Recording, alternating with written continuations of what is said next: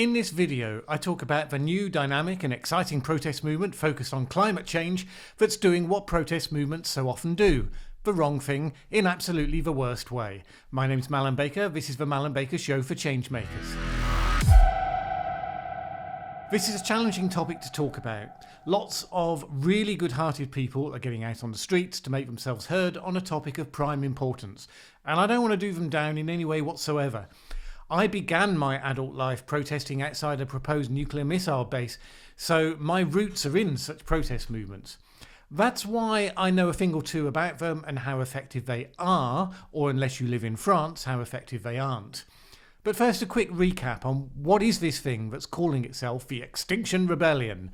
It's a group of campaigners that have decided they're so clear that climate change means mass extinction is around the corner that it's time now to take desperate action. Desperate action in this case means non-violent direct action, breaking the law, to show that it's time to cut the crap and deliver real action. Using their own words, it's a fight for life. We're facing an unprecedented global emergency. The government's failed to protect us. To survive, it's going to take everything we've got. Even just reading that can make you feel a bit... Don't panic! Don't panic! Our demands. 1. The government must tell the truth about the climate and wider ecological emergency, reverse inconsistent policies and work alongside the media to communicate with citizens. Now, I'm not aware that the government hasn't been telling the truth, but we'll let that pass because it's the least consequential of the 3 demands. 2. The government must enact legally binding policy measures to reduce carbon emissions to net zero by 2025 and reduce consumption levels. 3. A National Citizens' Assembly to oversee the changes as part of creating a democracy fit for purpose. They explain elsewhere that's because they don't trust politicians, and the link to the website positing that an assembly could be created with randomly selected people from across the country. Now, the first thing to note is that most of the good people protesting climate change on the streets are, by doing that, saying that they care about climate change. They're not specifically supporting these, shall we be kind and call them problematic demands. And that's good because the demands and the logic behind the movement is the worst kind of counterproductive nonsense. First of all, telling everybody that they're on the verge of extinction is a really, really bad idea. The people on the other side coined the term climate alarmists, and you just prove them right. If people believe that it's all or nothing, they're more likely to do something stupid. Don't misunderstand me, but it's the way that terrorist movements persuade people to do suicide bombings. I mean, really, if you put people into a genuine fear of the end of days, and then put people in front of them who you say are to blame, it's when people begin to justify doing things that normal people find abhorrent. Like when people decide that people who think differently to them are Nazis, and suddenly using violence against those people seems justified. Kind of a symbol. But those are the ones that are motivated. The majority will actually be frozen into despair. My movement used to campaign with pictures of mushroom clouds, believe me, I know. The policies in these demands could best be described by the phrase as blind panic. And do you know when it's a smart move to use blind panic in response to an external threat? Never.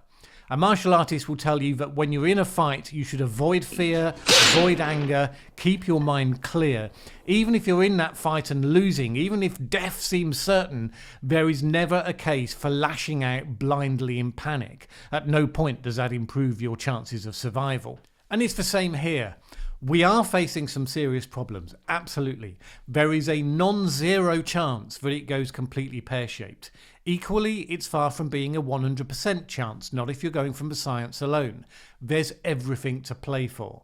That makes it more important to come up with the right approach to build support for the right policies that would actually work. Look at what it says here. Carbon emissions in the UK to net zero by 2025. So in 6 years, you're going to cut all of that carbon. How would you even be able to do that? It's not long enough for new technical innovation, so you're basically just stopping everything, hitting the brakes. No one's allowed to fly anywhere, probably can't even drive electric cars because you still emit some carbon in making the things. Bye-bye internet, bye-bye construction. It's just a nonsense proposition made by people who are conjuring figures out of the air without a thought as to what they would mean in practice.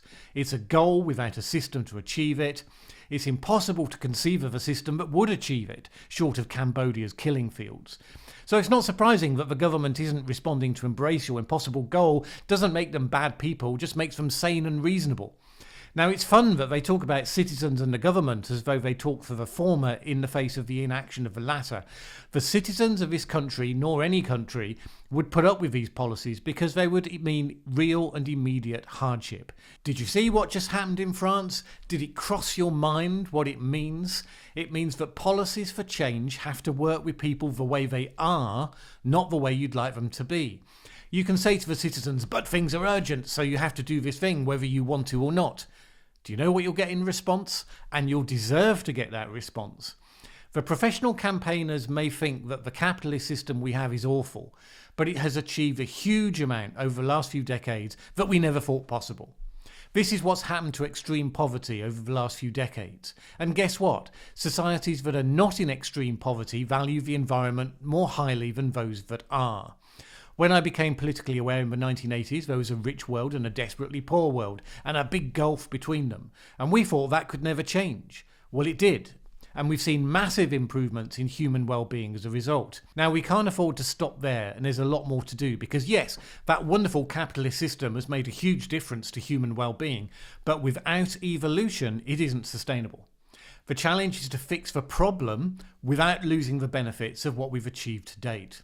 Right now, businesses are innovating to come up with technologies that provide the wealth that makes our lives better with less impact on the environment. And that's what we need more of. That's what people will accept and buy and vote for. Is there a role for each and every person to play their part? You bet. But it's about how we produce the systems that provide the benefits we want without the negative impact. Systems will make the difference. What won't make a difference is committing all sorts of illegal acts, looking like extremists, demanding extreme things in the name of climate change. Those just make you look like a nut job that ordinary people will never trust to make decisions on their behalf. They won't trust your information, they won't trust your conclusions, and they'll be right not to, because you haven't put in the work.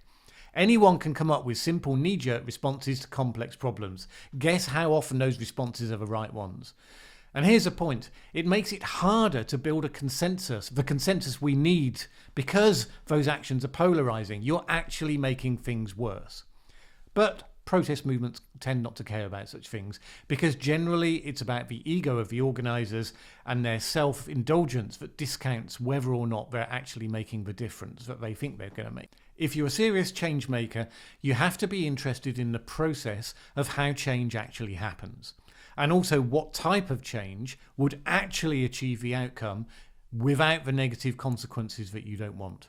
Protest movements are rarely where that happens. When it does, it's because they fit very certain specific contexts. For example, a discrete community united in resisting external discrimination.